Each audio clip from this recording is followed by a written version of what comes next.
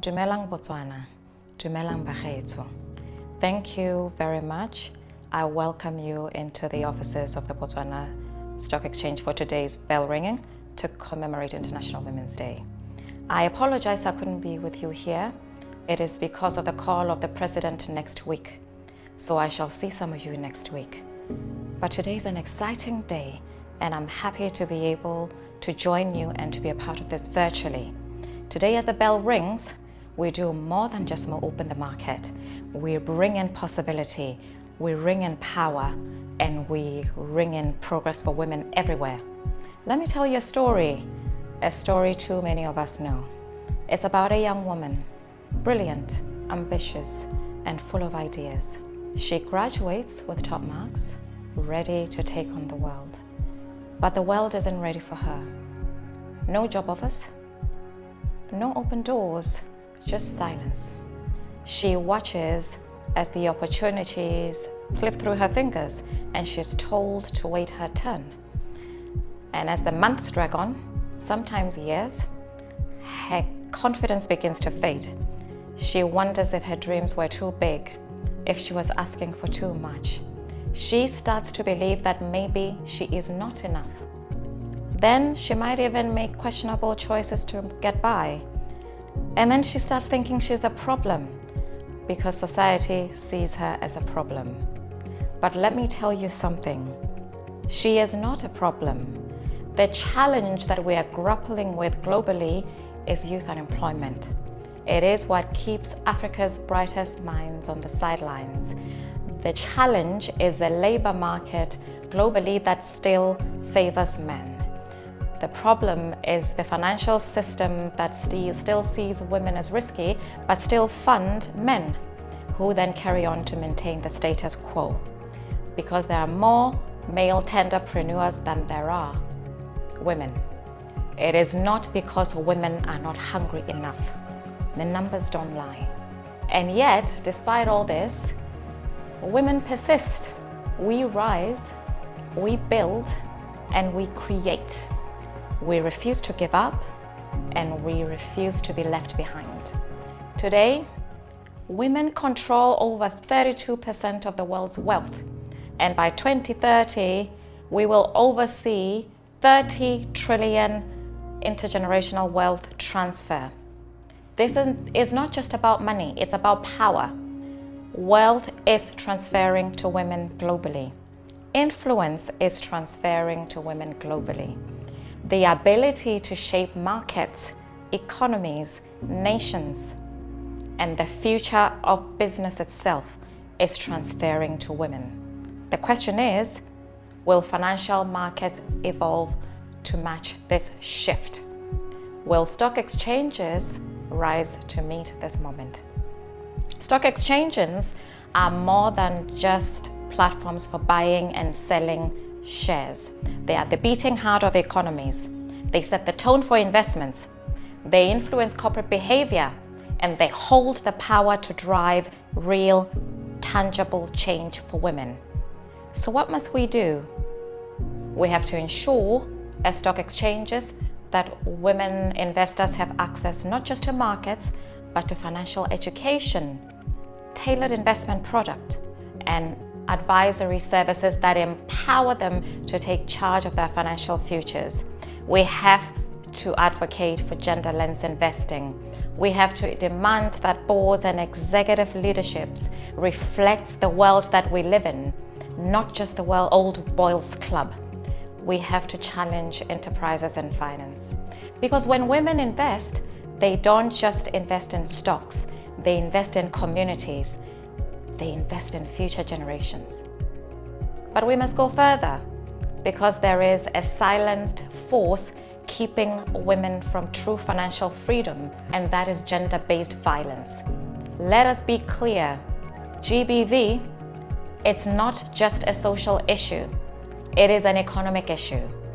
A woman who is unsafe at home is a woman who cannot fully participate in the workforce.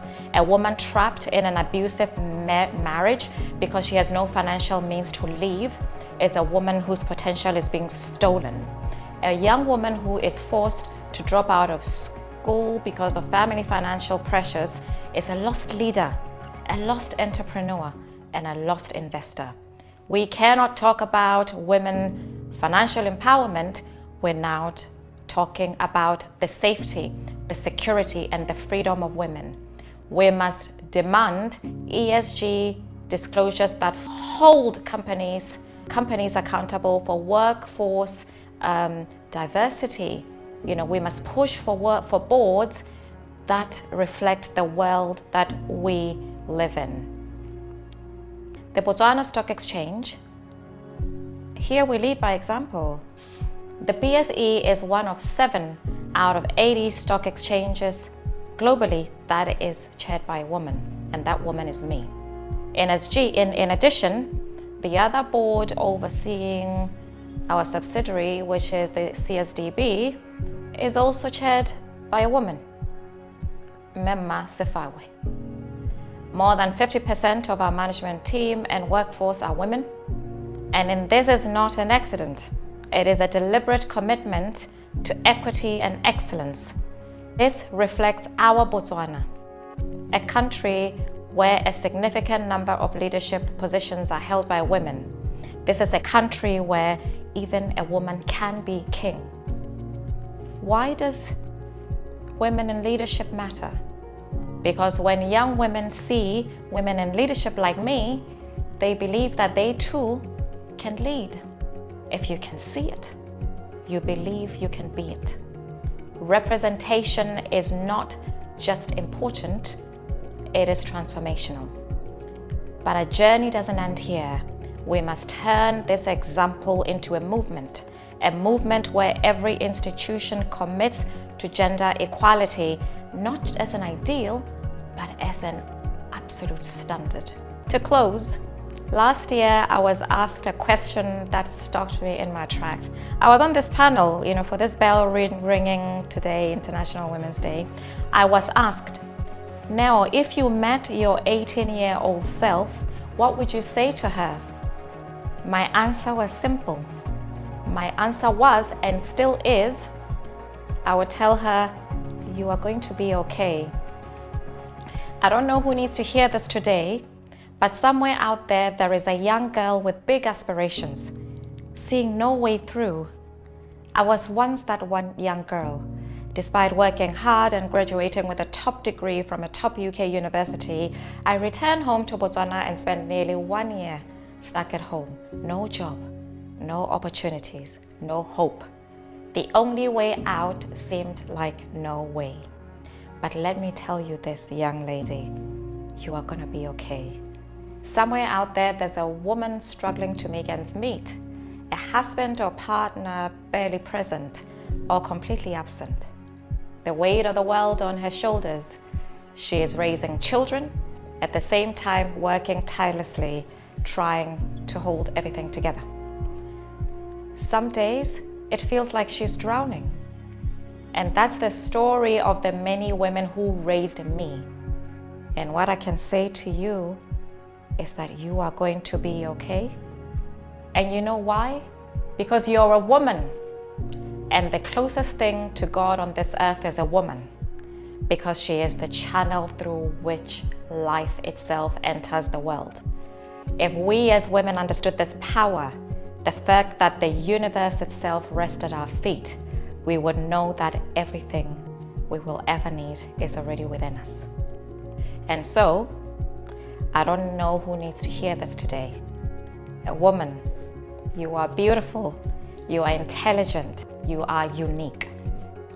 Have you seen yourself? Have you met yourself? You are vibrant energy and you are power itself. You have so much power inside of you that, as Sojourner Truth once said, if the first woman God ever made was strong enough to turn the world upside down, us women working together must be able to set the world right again. That is why we celebrate International Women's Day. Because my hope, my deepest wish, is that one day each and every one of you will wake up and realize the full power that you possess and step boldly into your purpose. And I don't know who needs to hear this today, but you are going to be okay. So today, as we ring this bell, let us make it count. Ring it for the 15-year-old girl in the village who dreams of getting out and lifting her family out of poverty. She dreams of running her own business. Let us ring it for the working mother earning her degree at night. Let us ring it for the survivor of abuse reclaiming her power. Let us ring it for every woman who's been told you can't, to remind her that yes, you can. This bell is not just a sound, it's a declaration that women belong in leadership, that women must have economic power, and that women deserve safety, dignity, and opportunity. And most of all, that our time is now. So I say to every woman listening today, lift your head, stand tall, chin up, and chest out. You are power, you are unstoppable, and your time is now. Let us ring this bell and ring in a future where every woman and girl rises to her fullest potential. Bula, and thank you.